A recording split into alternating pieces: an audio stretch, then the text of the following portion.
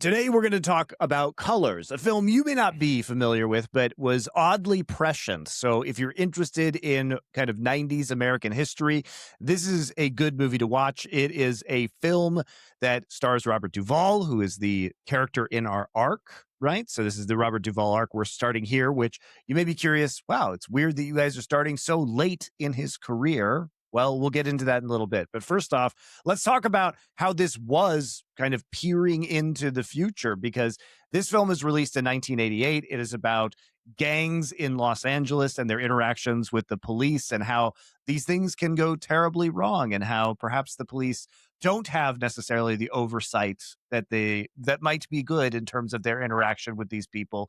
And in light of our past arc, Monty, complimentary piece, you could say, bookended with Strange Days. Yes, yeah, precisely. Yeah. So the cyberpunk arc, we did Strange Days, which was about 1999, but still had, post Rodney King, post LA riots. And it was playing on that, but you can definitely see the through line between these two films, because this was an interesting dive into the police gang relationship prior to the disastrous filming of the Rodney King beating that then resulted in substantial and understandable civil unrest. Yeah. So, I mean, right. What was happening in America at the time and this movie was made is everybody knows about, the rise of like crack cocaine through the 80s and how it essentially was being used to fund gang activity. And so naturally, drug dealing and gang activity start accelerating throughout the 80s, not to mention as well as a number of other problems, wealth disparity, all of that stuff with Reaganomics at work. And ultimately in LA, in New York, this is where they, if you watch 80s movies and you go, holy shit, those cities must have been like crime-infested shitholes. You're like, oh, yeah. They had a lot of problems. Yeah, they surely did. And I have lived in both of those cities, and I have heard from people who lived there in the 80s that is, in fact, an accurate portrayal of both New York and Los Angeles. It was like the joke about fucking RoboCop and Detroit. It was like, what RoboCop had such an optimistic vision of Detroit's future. You know what I mean? Because it was that bad. I mean, I will say now Detroit's had a lot of its issues cleaned up. It's kind of fascinating, the story over there. But anyway, sticking to LA in the 80s, this is where you have the rise of gangs, the rise of, certain areas becoming dangerous and drugs being dealt within those areas. And obviously funding purchases of illegal guns and everything else. So they created a task force, the LAPD, and it was called Crash. And Crash stood for, and this is the unit in Colors in this movie, and it's a real unit. It was the Community Resources Against Street Hoodlums, which is fucking just insane. Like, that just sounds a bit British, doesn't it? Yeah, I know. I was gonna say it's so like ridiculous a name. Like it's like, oh, we want to call them Crash. How can we work backwards from backwardly engineer the acronym? Exactly. But anyway, so throughout the 80s. Crash were engaged in a number of operations to essentially shut down the gangs. And they weren't like street cops. They were allowed to do things kind of off the book. You were allowed to work intelligence. You see that in the movie. A common tactic is you get somebody in the gang, low-level offender, you get them on low-level possession charge, and you say, look, you go to prison, we can book you, or you can give me some info about a bigger fish and we can, basically how the wire works, if you remember that. Yes. Or any organized crime case against the mafia too. Yeah, essentially, it's I think they call it community policing in a way where it's like you don't necessarily have to lock everybody up if you can turn them into a net greater good and maybe get them into you push them towards a drug program, but also use them as a CI, a confidential informant. Anyway, in '87. Gang violence is out of control. The number of shootings is going up. The places where people are getting shot is now bleeding out from gang territories into the suburbs. And so they create this operation called Operation Hammer. Operation Hammer was a policing disaster because it was ultimately, let's just go and round everybody up that we suspect of being a gang member. They arrest 1,500 people, but can only pin charges on 32. And so this then started the snowballing of, it was racial profiling. It was targeting disaffected Black and Hispanic youths. And some of the language at the time, there was a police chief called Daryl Gates. He was calling these people fucking like urban terrorists. It was like a just mad framing of what, kind of what these people are and what's going on. So anyway, fast forward like 10 years, and you've got the now infamous Rampart scandal. And for those that don't know, basically the Rampart scandal was there was a police officer that beat and choked somebody to the near death. And when they reported it, it started an investigation. They found out that this specialized division within LAPD was, again, an offshoot of Crash, was basically stealing cocaine from people. They was pocketing money, and what ended up becoming the Shield was originally going to be called Rampart. It was going to be, and so basically what we've got with Colors, to link it all into the movie, this is the first time Bloods and Crips were talked about in a film. Oh, wow. Right. And so I know we joked about it last time when we were doing it, because it's so over the top and cheesy, but I've now watched the entire movie, not just the first 30 minutes of it and fell asleep like that what happened last time. But I watched the entire movie again, and I have to say that, yes, while it is cheesy and cliched in a lot of areas, it's only cheesy and cliched with the lens of looking backwards. If you were taking this movie as it was at the time, this is an unbelievable, prescient, ahead of its time. Oh, it'd seem raw as fuck as well, wouldn't it? Things Yeah. that seem cliched now, that's just cinematic things from the 80s. I know what you mean. It would actually have seemed super raw, yeah. It would have felt like The Wire or something. And it's also the by the way, blueprint for Training Day. Obviously, yes. The first thing I thought when I saw this was, mate, there's a million scenes they essentially recreate, but then just like turn the volume up to 11 on. Also, the other point of the Bloods and Crips thing is, obviously, that's the other play on the name Colours, isn't it? Yes, of course. Yes, of course. Yeah. And by the way, even the opening is so absurdly an artifact of the 80s. Colours. It's so and then like that. I like how so apparently Ice-T recorded that song for this movie, and then they played at the beginning, but then just to hammer it in, they play it over the end of the movies too. Yep. So it ends up just being incredibly cheesy. The gangs of LA will never die. Just multiply colors. Colors. Colors. Colors. Colors. Colors. Colors. Colors. Colors. Here's what I don't understand about the song though. Like, if you look at the lyrics for Colors, they shouldn't have used it for this movie, because the movie is about how, like, we've got to stop gang violence by any means necessary, not because it's not just harming white America, it's also harming the endemic communities it springs and there are from. tons of people that are trapped in these communities who also hate this shit. You know what I mean? They just can't get out. So what's the first verse of Ice-T's Colors? He says, "I am a nightmare walking, psychopath talking, king of my jungle, just a gangster stalking, living like a firecracker, quick is my fuse, vendettas of death back, the colors I choose, red or blue, cuz or blood, it just doesn't matter, sucker die for your life when my shotgun scatters, the gangs of LA will never die, we just multiply." Right? So that's completely antithetical to what the film is about, Ice-T. I don't know if you watched it before you wrote the song, but did they at least show you the script or whatever? This is like an insane, like, it's all worthless. The gangs will never die. Like, deal with it. And I'm part of it, and it's cool. All right. Well, before we talk more specifically about this movie, we should probably talk about Robert Duvall. We've done Robert Duvall films in the past on this show with The Godfather, but he passed away recently, and he probably is one of the greatest character actors of his generation.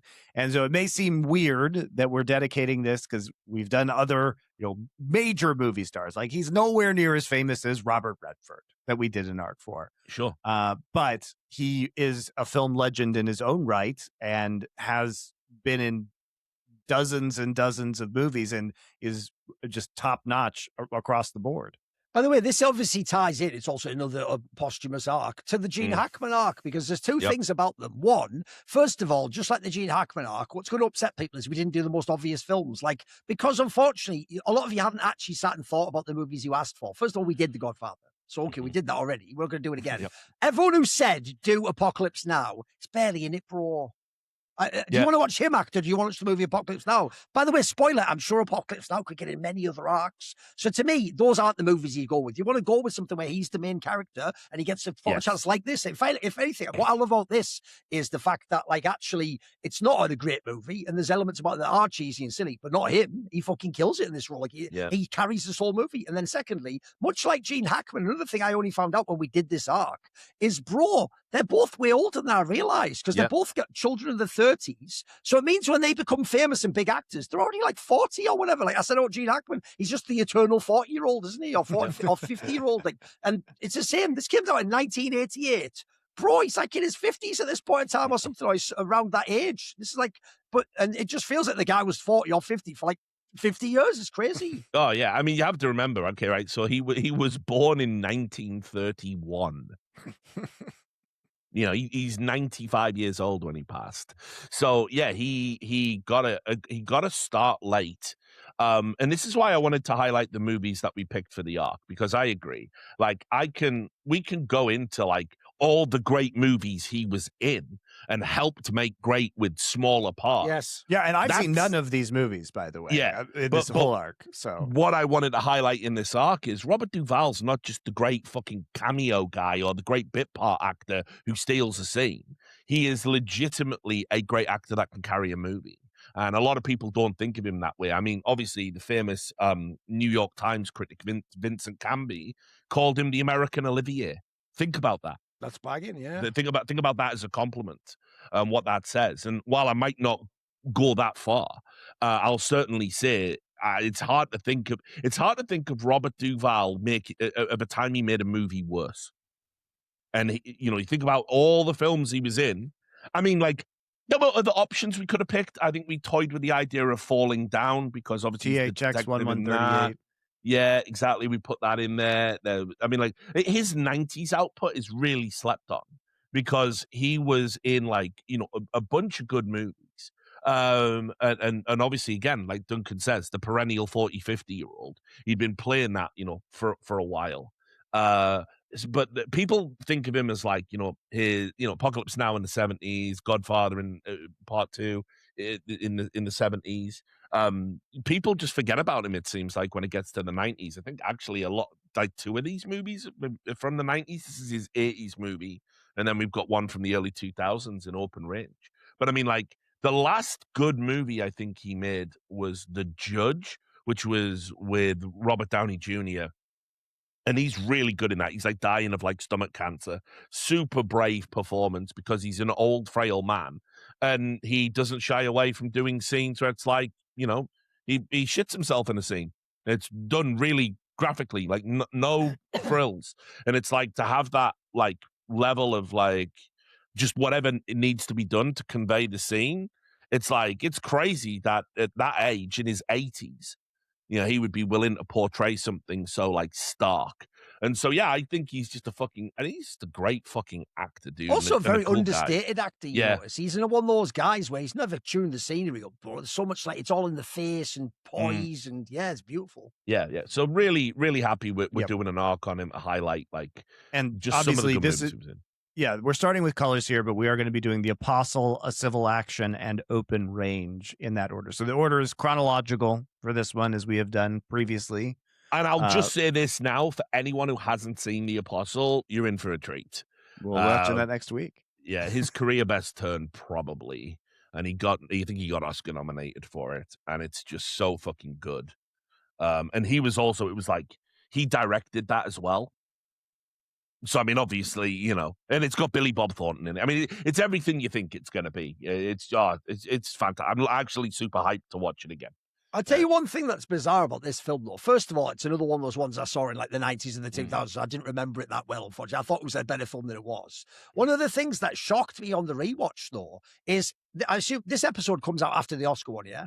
Yeah. It should do, yeah. So I pointed out in the Oscar one, one of the reasons I know Sean Penn is a really great actor is because I actually do know some of the things he said in interviews and who he is as a person. I think he's a retard outside of the camera. But on camera, I do think he is an incredibly magnetic figure. He can play characters with interesting depth and new. But what's funny is, even though I liked him in one battle after another, I think this is one of the only Sean Penn movies beyond like his really young days where I don't think he's very good in this film. In fact, there's times he sucks. I mean, I think by the way, he has a role you could have done a lot with. It's obviously the Ethan Hawke role from Training Day. You could have done so much with it, but it just falls flat, which is crazy because I think Sean Penn in later days is a mega actor. Oh, well, yeah. Look, I think you have to look at his when he was young. I mean, he was known for Fast Times at Ridgemont High, right, which is a 80s teen movie. It was a part of that whole pack of films like Ferris Bueller's Day Off and 16 Candles and everything. So he's coming off like a high school film, basically, and coming into this and I think this is one of his first real cracks at a truly dramatic role. And he is kind of bad in this, honestly. He's very one note, I think, is the problem, is that there's not a whole lot of nuance to his character. If he'd have been good, this movie would have been elevated a lot. Yeah, and it's also when he's put up against the much more subtle and refined performance of Robert Duvall that he comes across as rather raw. What I definitely will say is I think as the movie progresses and him and Duvall interact more in more dramatic scenes, when Duvall is acting well, Penn acts well. When Duvall isn't doing much or Sean Penn is in a scene by himself, you know what he sounds like? He sounds like Chris Penn. That was what was blowing me away in this movie. How much he sounded like his brother just vocally, and the way that he handled like the dramatic beats. Because like, you know, best will in the world. Like I got a soft spot for Chris Penn, right? Not a good actor though. But I mean, yeah, I mean, like he's very one note. Let's put it that. Let's put it that way. He can do. I agree, he's likable, but he's just not a good actor. He can do red-faced, shouty fat man or lovable, jokey fat man, and that's about it, right? So, but what I will say is, in terms of Sean Penn's career trajectory, this is super interesting because I agree. I don't think he's like great in this movie. There's one scene where I think he's really good. It's obviously the final scene it's the penultimate scene of the movie where, spoilers, Robert Duvall gets murked. But he's good in that because Duvall is fucking killing it. Like that's one of the most realistic. It is. I was startled by how, even though some people might laugh at that, I was thinking normally actually what's whack about deaths, especially in movies like this, by the way, think about it like a cop trap. Normally this is where you do the death like jump away, fall off, just some bullshit out like The Simpsons and so on. This is like one of the most realistic, like the way he's sort of like fevered. Tell me what. Bro, that made you feel like you were in war. You seeing someone die or something. It was crazy. And obviously, like, you know, I think it coaxes the emotion out of Sean Penn because, like, while it's a cliched shot of it coming up and Sean Penn screaming up to the sky, that is ridiculous. That is some like Mendoza. Of course, right? It's ridiculous. Right. But I will say, it's very believable and like it's very heart wrenching. Yeah, true. You know? So what's interesting is basically, the year after this, he's in the super slept on Casualties of War. Mega slept on. Right. And he's already good in that, bro. Yes, that's what I mean. So it's like, in my head canon, basically, he's in colours, he's still a bit green, he gets to work with Duvall, and then the next year he's in a fucking mega war movie that he pretty much carries the film. Yeah, by the way, that is slept on because it's the Forgotten Nam movie. That's like a fucking banger movie for real, yeah. Yeah, well, it's Brian De Palma as well, so it's never going to be a bad film. No. And then obviously what's kind of cool about that is he did such a good job in Casualties of War with Brian De Palma. Brian De Palma then casts him as Davy Kleinfeld in 93 in Carlito's Way, where you wouldn't even recognize this as being the 80s Sean Penn. He's in a movie with Al Pacino and Sean Penn is the best thing in the film. Like, he steals scenes he's in, doesn't he? It's crazy. Even though, by the way, this is really good fucking Pacino. It's early 90s Pacino, so he's still good, you know. So I think that the trajectory he's on to cement himself as a great actor, by the time he's doing Carlito's Way in 93, Sean Penn is the shit. And his 90s output with Dead Man Walking, Thin Red Line. He's mega in Thin Red Line. Yeah, As well, like just so that fucking what the fuck was it called now? The Mystic River. Sure. That was Right. 2000s, wasn't it? Yeah, that was sure. like 2003. Yeah, early 2000s. I think Yeah, he directed great that, movie. didn't he? It's like by by the time he's free and clear of the 80s, Sean Penn is like one of the best actors of his generation. Absolutely. So it is weird to look back at Colors and see him be a little bit underwhelming, but I don't hate it because ultimately, like, this is a movie about Duvall anyway. In my opinion. Well, it's also true that he doesn't do a terrible job. He doesn't ruin the movie. He's just really one-dimensional, and we are coming into this with much greater expectations of Sean Penn, and that's it. Like, someone does ruin the movie in every scene they're in. And that character's name might be T-Bone, but we'll get to that. That is a ridiculous in the 80s insertion. You could just remove that from the movie, I know. Dude, it's like that. What's that parody called? Don't be a menace to South Central while drinking your juice in the hood, right? Yeah. It's like... It really is. What's that insane where he's just in a diaper? Like, what's happening? Like...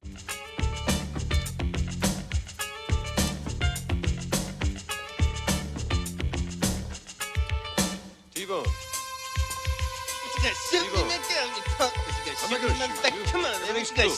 No, I know that's also something weird because that's obviously very early in the film they introduced that character. I know what you mean. The rest of the film, high, man. I'm so high. Look this at is me. the thing. High. The rest of the film No is one trying talks to like be this. serious Yeah, and have exactly, this tone exactly. and even address like complicated racial issues. But then they have this stupid, silly comic relief character that's in it all the time. I know what you mean. It's so off color, isn't it? Like, what the fuck? I like. I mean, look, we'll get into it. I don't want to. I feel like I'm already monopolizing the time a little bit, so I'll stop talking. But like, he was Damon Wayans was so big in the fucking 80s because he was on Saturday Night Live, and what was it? Was it Living Color? Was the other one he did? I think so. Yes. And basically, like, I just imagine Dennis Hopper was like, you know what? Let's get him in because there's like a lot of like small parts. Like Tony Todd is in this movie for one scene. Like what? Tony Todd, one scene. He's a fucking amazing actor. Like you carry a movie with that motherfucker. So there was loads of like character actors I recognized from little bits and pieces. Like, but you're gonna give Damon Wayans more attention than Don Cheadle? Like, what are we doing, guys? Like, what? Well, Don Cheadle wasn't a known actor at this time, and but he's good. I did have a chuckle when I saw this because I had never seen Don Cheadle this young. Cheadle. I had never seen him this young, but he looks exactly the same in 1988 as he does today. It's insane. Unbelievable. 40 years later, he looks the same. I know, it's crazy, dude. It's crazy because what that means is he never had a period where he was young, but he's also never gonna look old. You know what I mean? Crazy shit. So go on, Monty. Sorry, I'll stop talking. Well, let me just talk about because let me overview the plot of this film really quick for people because they do appreciate that. Basically, this won't take long. It is a somewhat buddy cop movie about Robert Duvall getting partnered up with Sean Penn. It's the old grizzled veteran cop with the young brash hotshot new cop who is, has some level of idealism, but also is kind of overly brutal. And this is where the Rodney King stuff comes in because Robert Duvall's character realizes that you can actually work relationships on the streets, and having them know who you are and think well of you allows you to actually do your work a lot better, which he tells in this extremely terrible metaphor of two bulls standing on a hill and looking down at the cows. And the young bull says, why don't we just go down there and fuck a cow? And the dad bull says, son, what if we walk down there and fuck all the cows? Well, these two bulls are sitting on a grassy knoll overlooking a herd of Guernseys. And the baby bull says, hey, Pop, let's run down and fuck one of those cows. But the papa bull says, no, son. Let's walk down. Fuck them all.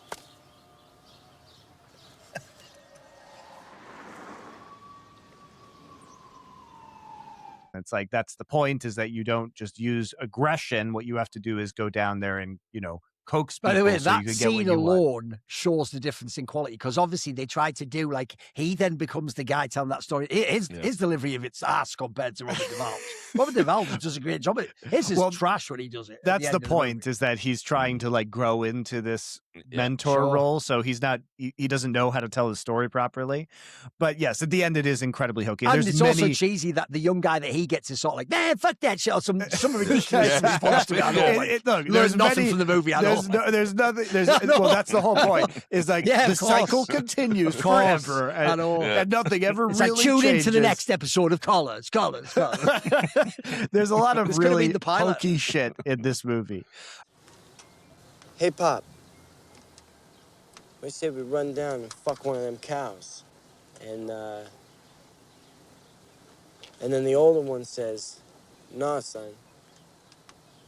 Let's walk down and fuck them all.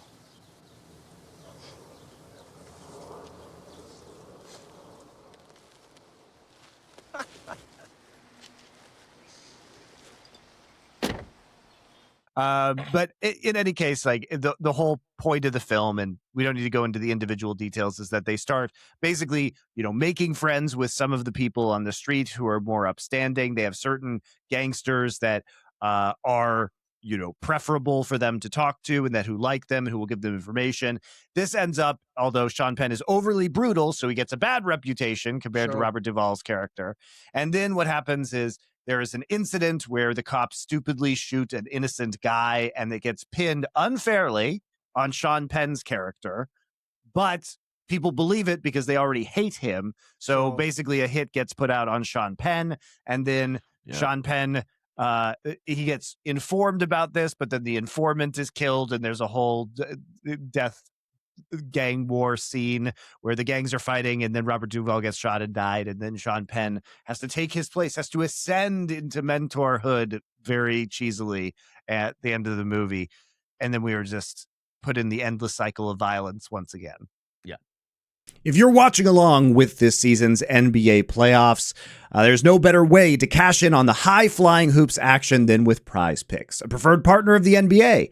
Every bucket, every dime, and every win means more when you're playing on Prize Picks, so don't pass up your next shot with Prize Picks and get $50 instantly in lineup when you play your first $5. But there's also more, because during these NBA playoffs, there's a very special offer from Prize Picks. If you pick live squares during the NBA playoffs, you could win a trip for two to the NBA Finals. To enter, you just make a $5 lineup with at least one live NBA player pick during any part of the 2026 NBA playoffs.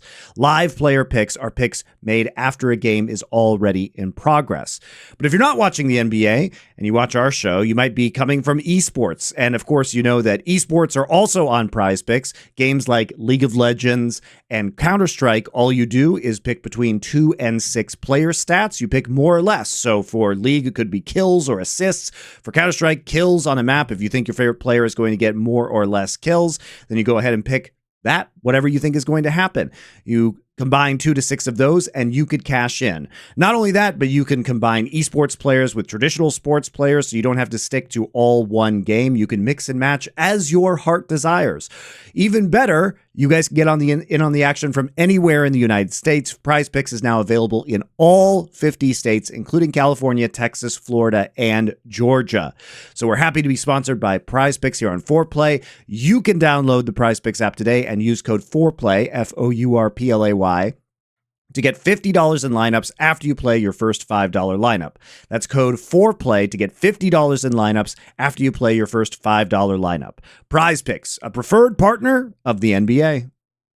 Yeah, pretty much. By the way, the actual murder scene that you're talking about, though, I also felt like that was such a weird way it's filmed, though, because I actually think if you wanted to play it, it's like an unlawful killing that shouldn't have happened. But they make it look like the guy really is really quickly reaching for a gun. Like, oh yeah, I mean, put it this way: that's so bizarre that way that's filmed. Like everything I know about like how the police operate in America, that is going to be ruled a clean shoot. Like that every single time as well. Yeah, every and they time. would fire at you every single time you do that. Absolutely.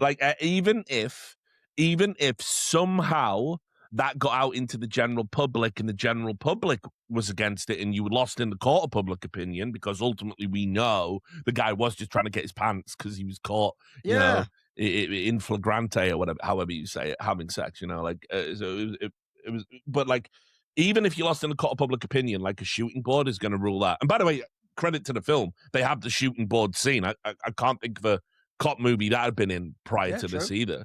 But yeah, I mean, obviously, it's like you know, don't move. It is pretty explicit.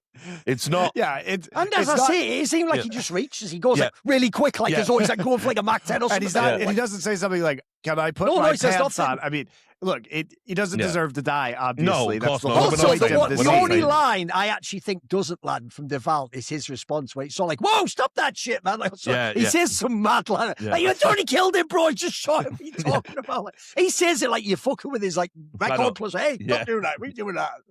That's fair. That's a bit silly. Well, I mean, that entire sequence of events is mental. Like you have them shoot the guy. Duvall go, "Yo, cut that out, man." Then goes over, comforts him while he's dying, while the naked woman is screaming. They walk out of the house. The next door neighbor is coming out being arrested.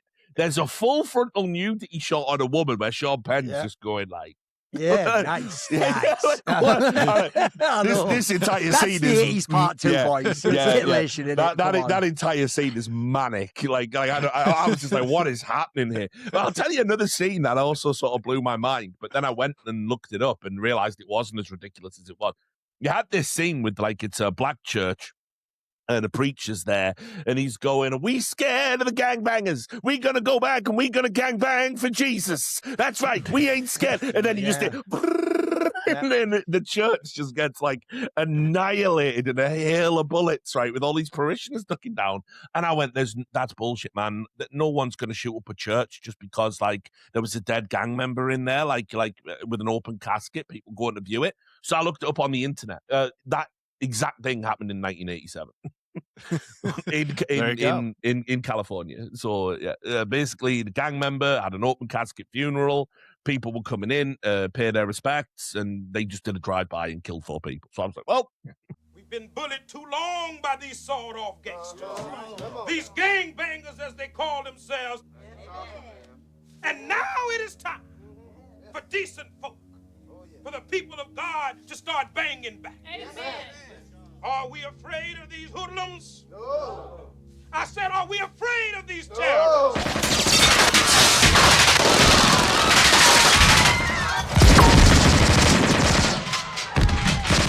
Shows what I know. I was like, that's melodramatic. These gangs, they're still a code of honor. Colors, what are you trying to do? But no, it actually also happened in real life. And I think that's one of the things about the movie that sort of, I have to give it credit for. Dennis Hopper directed this. So obviously some of it is going to be a coked up fever dream. That's just buy the ticket, you take the ride with Dennis Hopper. You know what I mean? But I will say the way Dennis Hopper always somehow in his films managed to be at the cutting edge of like subculture. True. It's kind of crazy. Yeah. It's kind of crazy that the guy who made Easy Fucking Rider, which was like ahead of its time and really tapped into the zeitgeist, also made Colors, a movie that would go on to be ahead of its time. And like, you're Dennis Hopper. How do you know about the fucking Bloods and the Crips, bro? Like, you're an established Hollywood actor, like, and director and producer at this point. Like, what do you know about the Bloods and Crips? Well, it turns out he knows a little bit. So fair enough. But yeah, I think the movie might feel silly in some places, but no one had really gone there before this film. By the way, also, as just an aside, it's not even a big deal. The woman, she's apparently was born in Cuba and she's Venezuelan. The woman who's like the love interest, she's not like a great actress or anything, but actually, that film was great casting, though, because I have to say, she has like an incredibly like magnetic aspect to it. She looks beautiful, mate. Like, you could totally see why that's the woman he'd go for. I mean, put it this way. Fantastic. She was great in The Running Man. Sure. Loved her in The Running Man, right? She was also in that Nicolas Cage vampire movie, Vampire's Kiss. True. And she was in... she was in The Running Man. All that shit, That's where I had seen her before. Yeah. You know you've seen her before somewhere. Yeah. And she was in Predator 2 as well. She plays a detective in that who gets pregnant with, what's-his-face's baby, Hudson from Aliens. Anyway, whatever. Right. Then after that, just no career. Just nothing. Back to television for you. I don't understand it. I don't like what happened. Like, it's mental. She's doing like touched by an angel. I don't even know what that is. It sounds horrendous. It's mental, isn't it?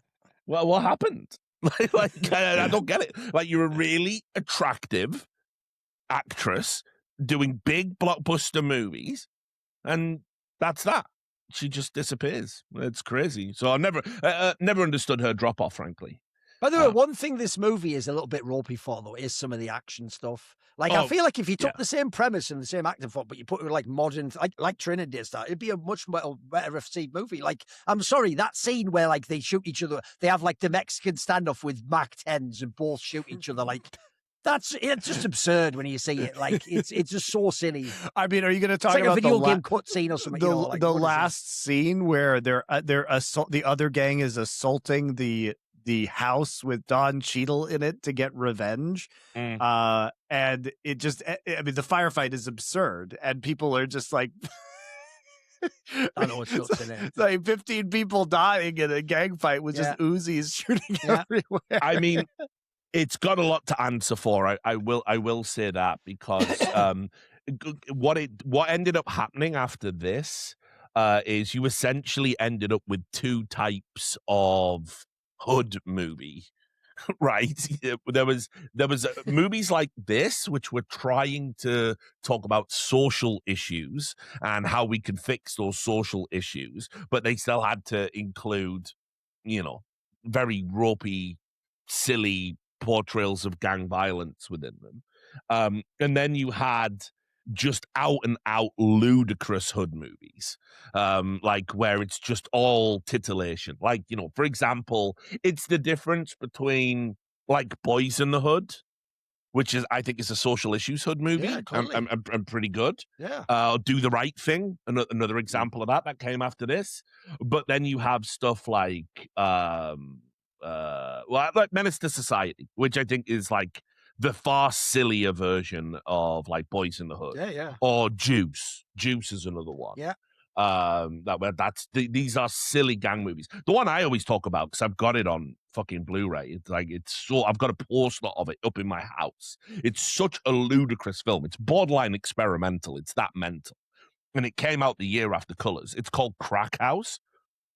And it basically, the enticement to watch this movie is it's Jim Brown and Richard Roundtree as yeah, right. So already you're like, this is fucking fire. Why is Jim Brown in this? I get it, because he got paid no money when he played. I get it. All right, mate. Fair enough. Jim Brown in this movie plays like a guy who's like, he's the older guy, like manipulating the gangs. Okay. Right. And is he good? I mean, he's got a scene where like he's turning out some girl by feeding her drugs, and she comes round like, will you look after me, Daddy? And he just goes, "Bitch, you stank." It's like it's unreal, dude. It's unreal. So it's that kind of film, but it's like this is what Colors did. Colors birthed all of these like. You had the Increase the Peace movies, or wow, look at these gang members, they're out of control. Here's some titillation about it. Oh, and also, as we said at the beginning, you just don't get Training Day if this film doesn't exist. No, like totally if you love not. Training Day, which is a pretty cool movie, it wouldn't exist without this. This almost is just like that. You can totally see the inspiration. It's just obvious. Well, I mean, it just is. It almost lifts scenes from it, even, doesn't it? It's just a better version of Colors in a lot of ways. Yeah. With the difference being the mentor character in Training Day is a corrupt cop. He's not a sensible, good community cop. But they both die in the end.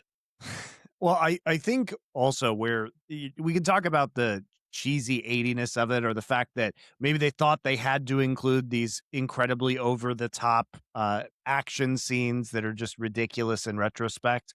But I think where this film really nails it is that it shows how complex it is to deal with these crimes. I think probably a lot of people who are not part of these communities in America at the time thought, well, why don't we just go in there just like the cops do and say, why don't we just be violent? Because Sean Penn is clearly not from this community, right? He has no idea what's going on here. And he thinks, well, the thing to do is to just crack down as hard as we can. But the problem is that the motivations of people who are living there are varied, because they are in a daily battle against people who are trying to basically lord over them. It's almost feudalistic in that if you're not part of a gang defending your turf, your home and family and friends are going to be ruled over by some possibly malevolent lord. And I mean, the whole point is they see you as a mark, don't they? That's always been the dilemma, is that you've got the people who want to just do it legit, and then if you don't, then they see you as the sucker, and you're supposed to go the criminal way. It's like your choice is your gang wins, or someone else's gang is ruling over you, and you have all these petty tyrants who are deeply unstable individuals most of the time, because obviously this environment rewards sociopathy and ruthlessness. And this is what we saw in The Wire too, right? Is that it's not so easy. You can't just, and also the lines are very blurred between who is who is like an actual dangerous drug dealing criminal who is violent versus the people who are doing it just to make a living, but who aren't going to cause big waves or start some sort of giant organized crime empire. And it really tries to show that Robert Duvall's character is attempting to take down the worst people, but you have to use people who are probably also minor criminals, maybe not by choice to do that. And you're navigating your way through this community where people, you see it in the school scene where they're both in this like high school gym or whatever, and all the parents are there and the cops are there in the back, and the cops are trying to do community outreach, and they're getting nowhere because even the parents are bad about the situation. Nobody wants to live in this shithole. Now, we don't educate them. We don't give them jobs. Look, man, hell, we know all that shit, man. We want you to do something about it, huh? Look, what we need is some damn protection. That's how you got to get involved. Hey, man, what the fuck you think we're doing here? We're fed up. We're sick of this shit. And the police ain't never gonna get anywhere, man. Shaking people down, shining the lights in our eyes, treating all of us like criminals. Because of where we live.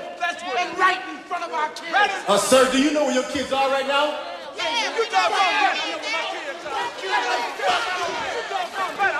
I mean, the joke, Monty, is even some of the gangs want peace. Yes. Even though they're violent criminal gangs, like even they don't want like a full gang war where we're killing everyone. Like that's why I mean, actually, the thing about this movie that is actually legit. You would think if someone told you they made a Hollywood movie in the 80s about gangs, and it was one of the first of the Bloods and Crips, you'd think the whole thing would be every Blood and Crips a mindless cretin who just kills each other and wants drugs. No, there's like, I agree. There's like Don Cheadle's character isn't as far gone as some. There's like gradations to the characters, isn't there? Yeah, and some people will go so far, but not so. By the way, the actual irony of that topic, if you ever look into it, is even though people are against policing when they talk about these topics, if you ever see when people do set up little anarchist communities like that Chaz thing, within like 5 minutes, the most psychopathic warlord type figure just emerges and rules over everyone. Like that's immediately what happens when you have no law and order whatsoever. So the real question is, when is it applicable? And as you say, the interesting thing about these movies, it's actually essentially one of the central mechanisms of The Wire, is to actually even catch these people, you're also going to need some of their people below them, but who aren't as evil as them and who eventually acknowledge this person's gone too far or they're a threat to me as well. And as long as you can get that dynamic, which is pretty interesting, that's a human element there. You're relating to people and you see what that's what's in it. It's not just black and white, this movie. It's not at all. That's why it's appropriately called Colors too. Yeah, right. But that's what the interesting parts of this movie are. Agreed. And it is done very tastefully and very well. Unfortunately, there's just a bunch of cliches that are like scattered throughout, including, the 80s cliches just spoil a bit of the tone, when Sean Penn goes to now. Robert Duvall's house and introduces him to his family, and he's like, we just had a new baby. I'm like, Robert Duvall's dying. Like, I know, of course. No, again, it's like that Simpsons thing. Like, you have to make just kiss in the boat and live forever. Me and the old lady. It's that again. Like, I know.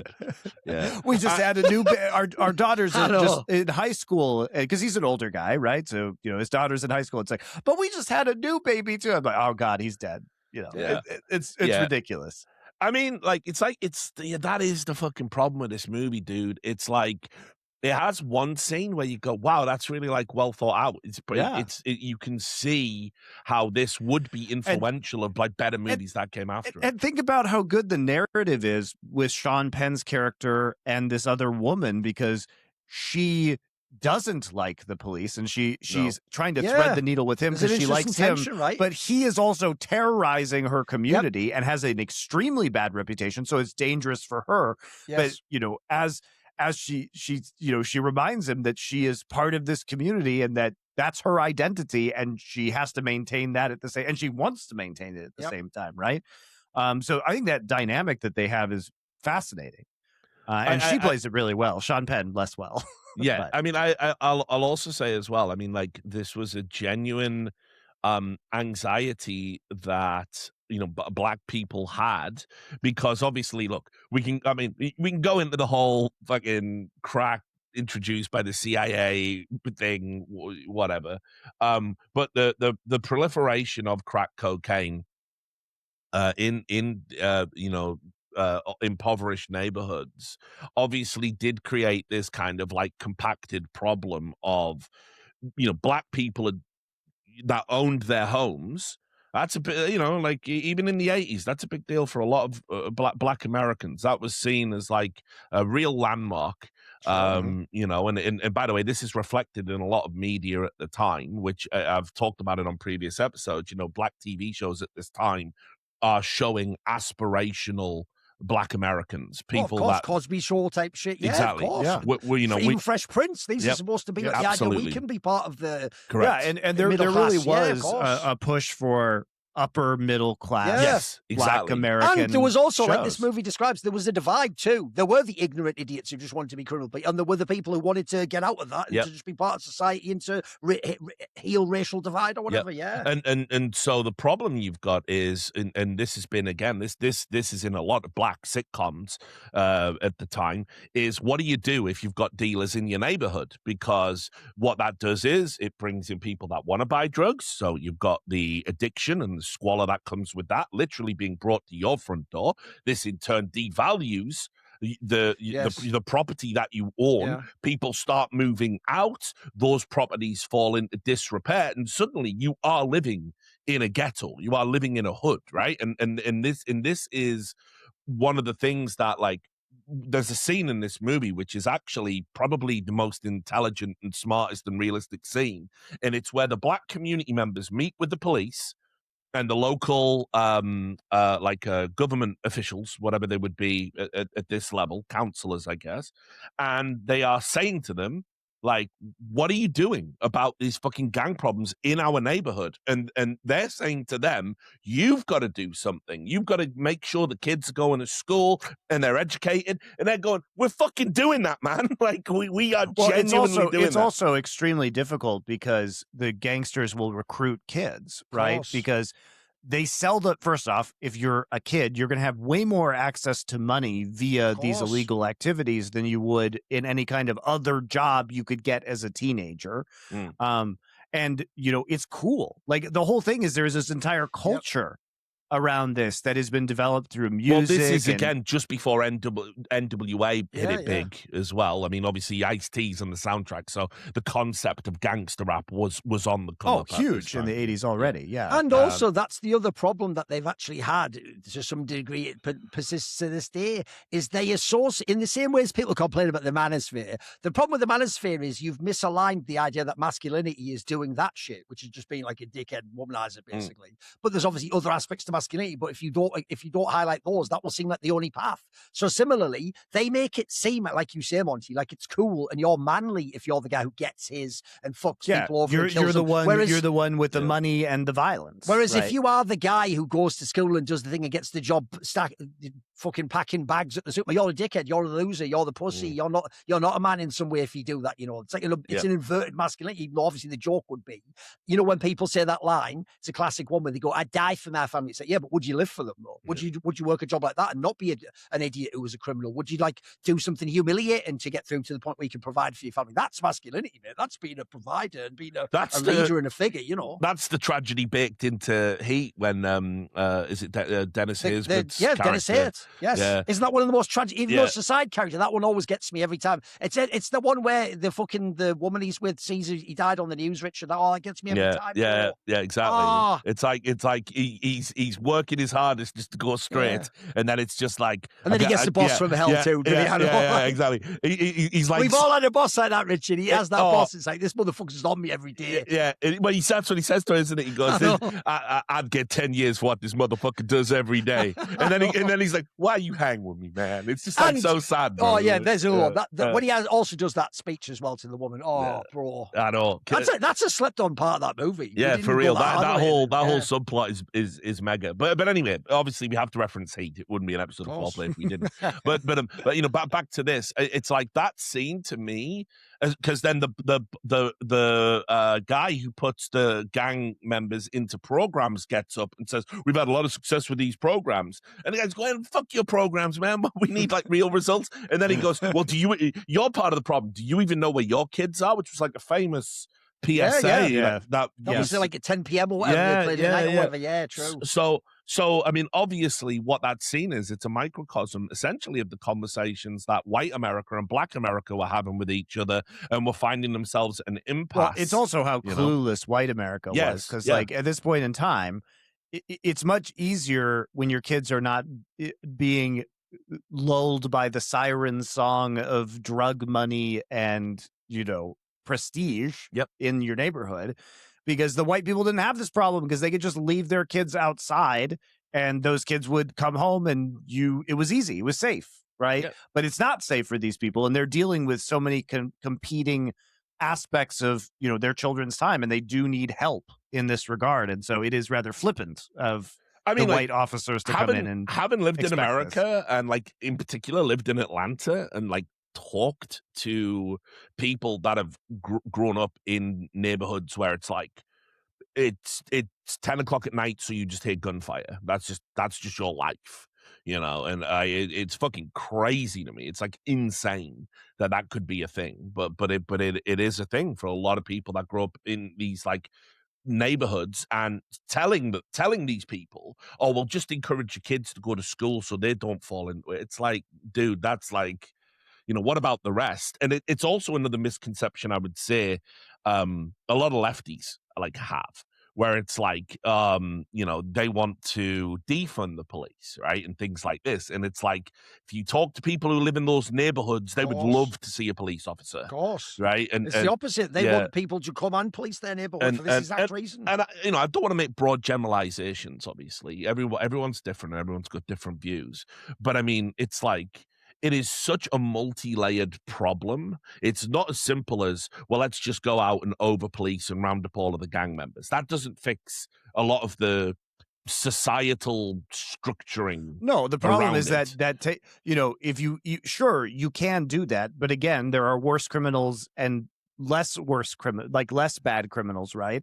And at the end of the day, if you just go in and sweep everybody up and put them in prison, there are giant holes in these communities, and it doesn't actually fix anything, because then there's a bunch of kids without dads, right? And is that you also worse have the obvious or better? problem as well, which is when you have someone who just wants to be an upstanding community member, who's a black person in the ghetto like that, they are then also then get the dilemma, hence why it's shown in these movies, all these violent scenes of, how can you then, like, essentially, if you knew that nothing would happen, you would report your own family member even. Like, you would know your kids well. But if you know that they then might just get shot, now you got a dilemma, haven't you? How can you do it? Like, or like, if you're a rat, solution for you is that your kid gets shot. That's directly addressed as well after the first murder in this movie, where it's like Sean Penn is shouting at that old lady, like, oh, you should fucking rat, like, if you see something, blah, blah, blah. Yeah. And Robert Duvall goes, just leave her alone. She's got to live here, you know? And it's like, I ain't seen nothing. I'd like to ask you a few questions. Nothing.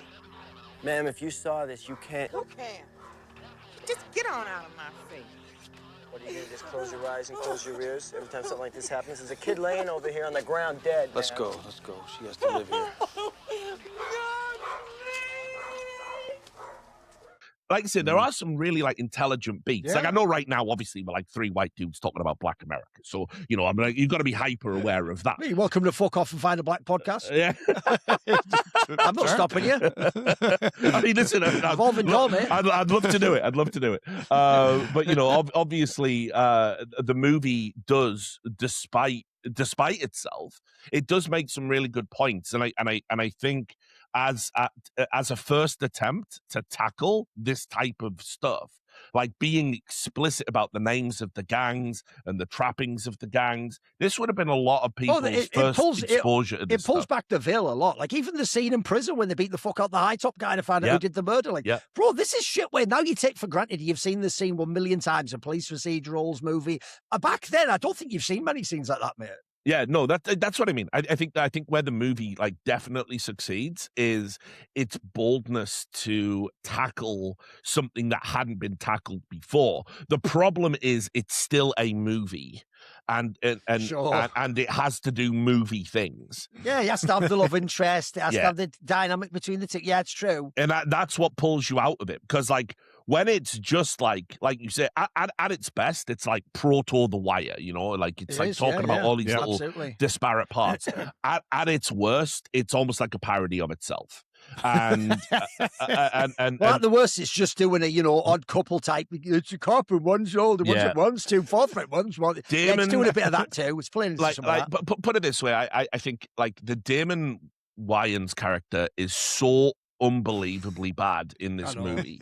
Like I forget all the stupid nicknames. I also would just like to imagine this. Let's imagine that's supposed to be a real character. Mate, your comedy is really off for what we're going through in our lives. We're shooting each other. Is this really like a jokey matter? Like, what are we doing here? Well, like this guy in every scene is just like babbling like incoherently. And as I've said, there's a movie called Don't Be a Menace to South Central While Drinking Your Juice in the Hood. I don't know if the Wayans made it. Let me just... I think they did. I believe that was their movie. I think so. And it's like, it's almost like he is... is he making that film in this moment? Because that's Marlon Wayans. That's his brother that made the movie. But it's like, this character belongs in that film. Yes, agreed. Not this film. It's so tonally.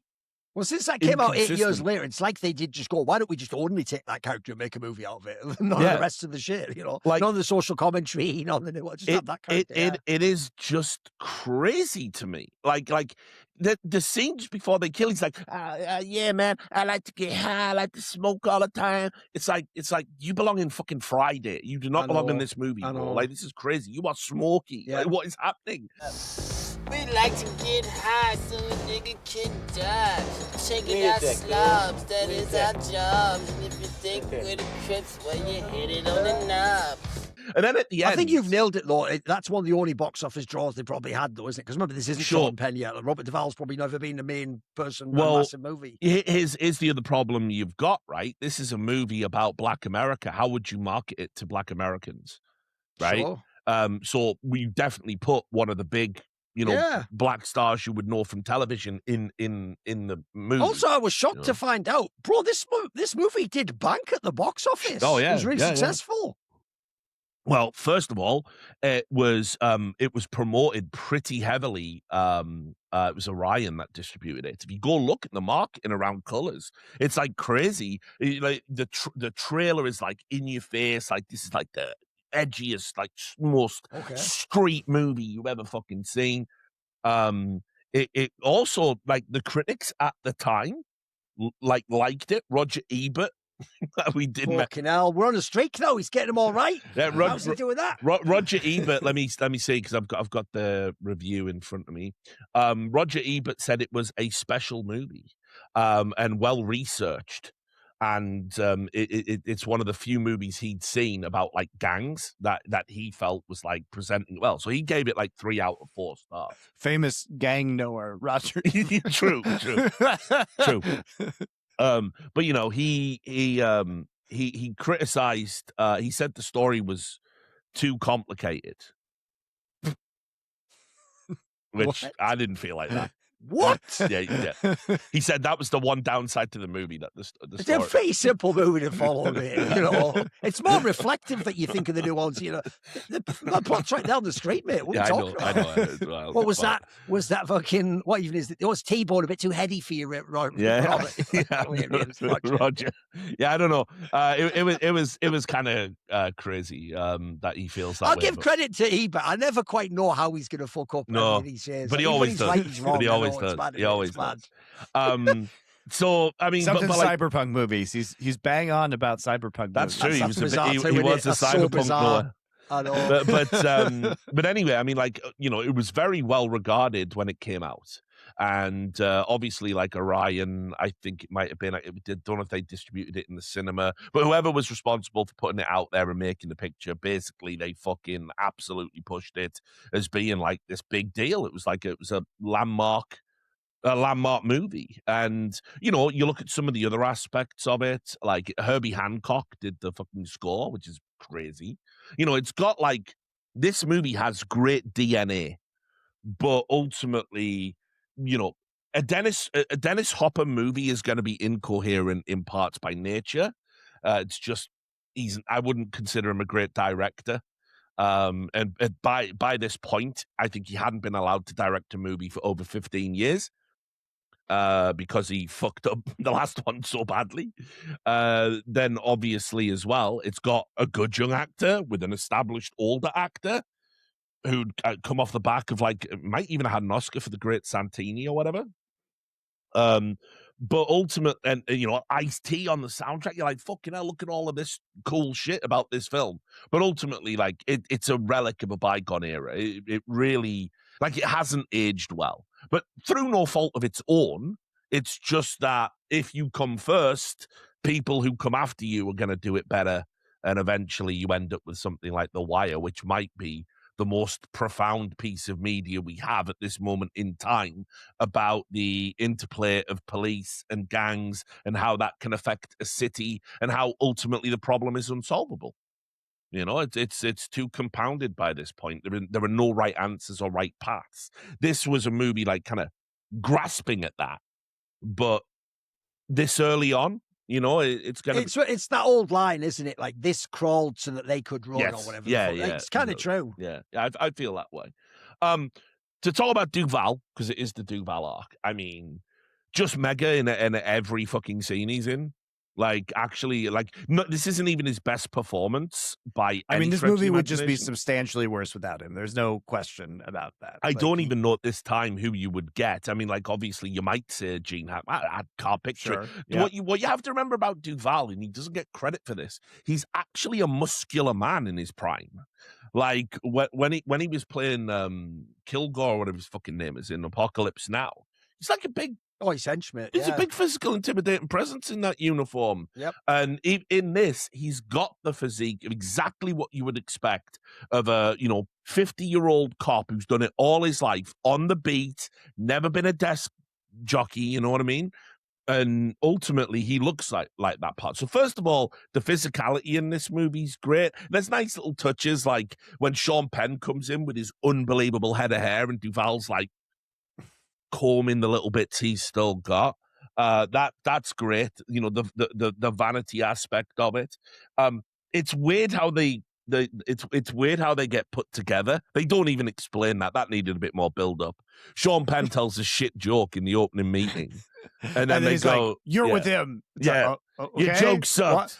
You're part why of the are you Robert Duvall. punishing Robert Duvall for this? Robert Duvall's No, done I know what nothing. you mean. They needed it to either be like, this is a punishment for Duvall, Yeah. or it's like, you're the only one who can handle this, Yeah. unbroken stallion or whatever. I know what guess you mean. it's so minor though. He's just making a stupid, snarky joke. It's not. Yeah. It's not that he's some out of control police cadet that needs to be tamed by the master. He's just a little douche. Yeah, he is.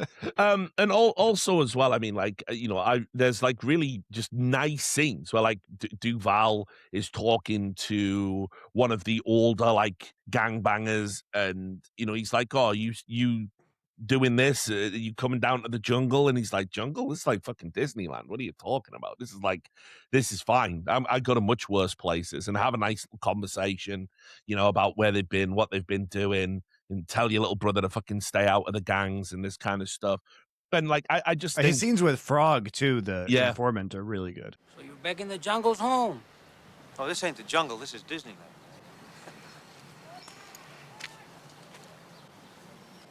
So how are we going to teach them? Yeah, I think every scene Duvall is in, there's an authoritative diction to how he delivers the lines. I believe Duvall is a weathered street cop. I definitely believe it. Like, it feels real. Do I believe Sean Penn is the young upstart cop? There's no way he'd get through basic, is there really? Like, let's be real. The temperament he displays, considering as well, this is like meant to be a promotion for Sean Penn's character, if I heard it right. He's been moved onto the task force, having been a police officer elsewhere.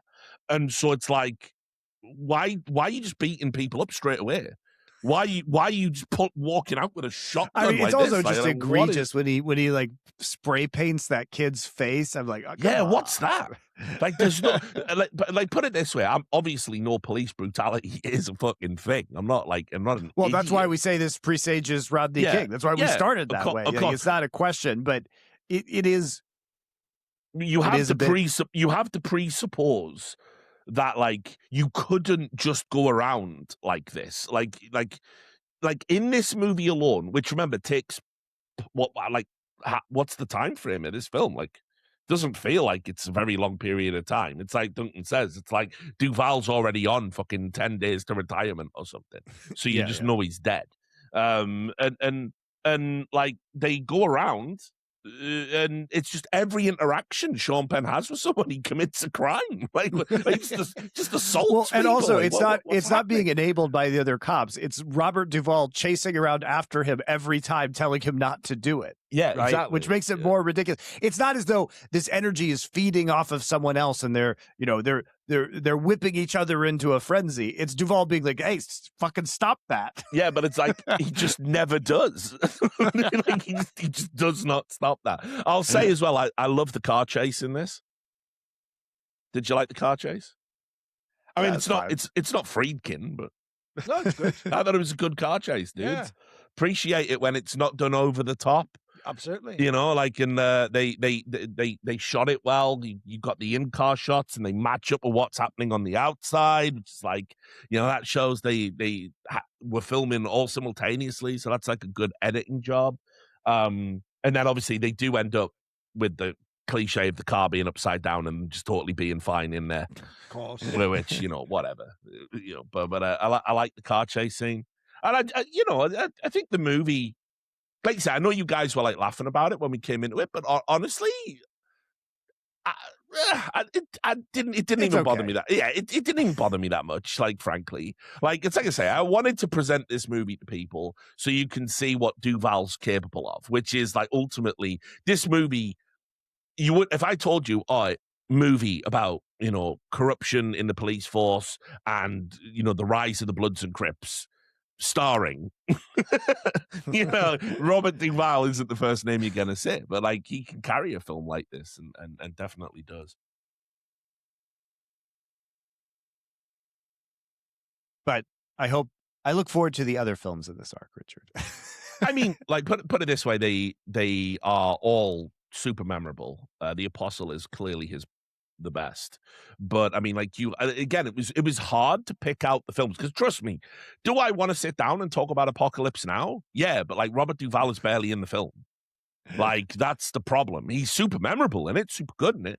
And it's the same with The Godfather. It's like, we could have just snuck in Godfather Part 2. We haven't done Part 2, right? One of the best movies ever made. Definitely get to that. Yeah, of course. We can just do a great sequels arc, can't we? And it'll be like, Yes. Godfather 2, Jurassic Park 2. Your favorite Matrix Reloaded? Yeah, Matrix Reloaded, Naked Lunch 2.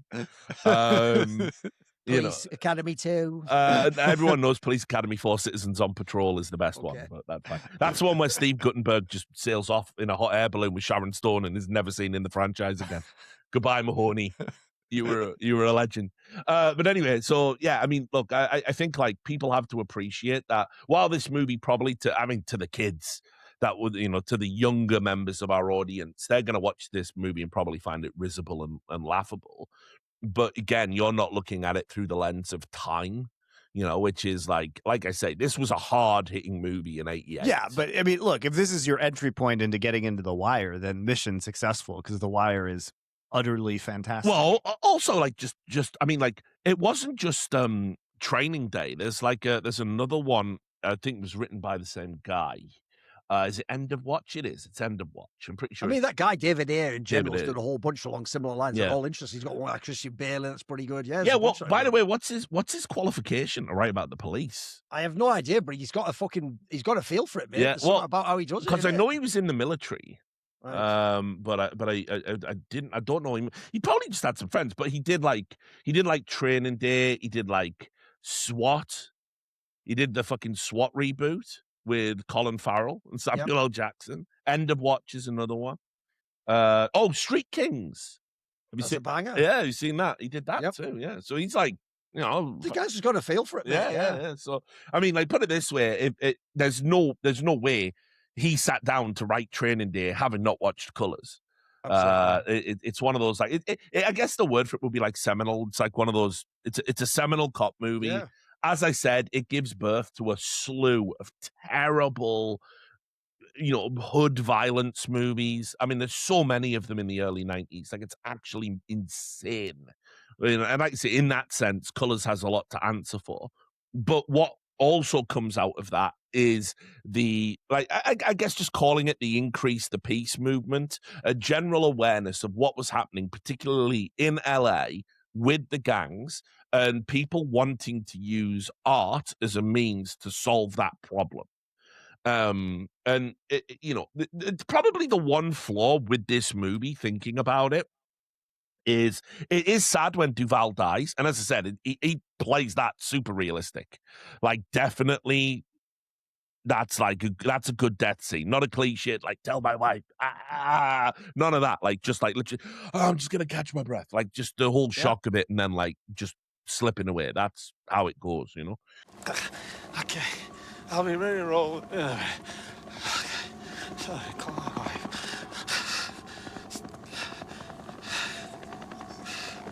Okay, breathe. Breathe. Breathe. Breathe. Breathe.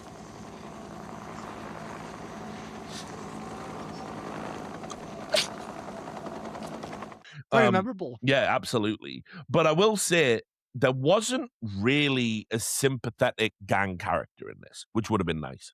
True. If they'd had a sympathetic gang character that that died, like, obviously the closest you get there wasn't an Omar in this. That's what they really needed. Sure, I mean, everyone needs an Omar, but I mean, like, or even if they just had a gang member that was like cool with the cops, and he's like, yeah, I'm in that program now, man. I mean, Frog kind of was that guy. Frog kind of, but like not enough. It wasn't enough. And then, like, you need that guy to be in there, and like him to die, and then Duvall gets sad about that. Like, it just needed a little bit more, I think, story-wise, to really tug on the heartstrings a bit more. Because it's like, I don't know, when a police officer dies in a movie, it can obviously be sad. But, that it's a dangerous job, right? But, like, it's, there wasn't really a focus. There should have been a bit more focus on the violence and how it affects, like, the civilian population, because a lot of the gang members that die in this are just cartoonish throwaways with silly nicknames. So you wanted someone in The Wire like D'Angelo Barksdale, yes, where there's still some humanity there.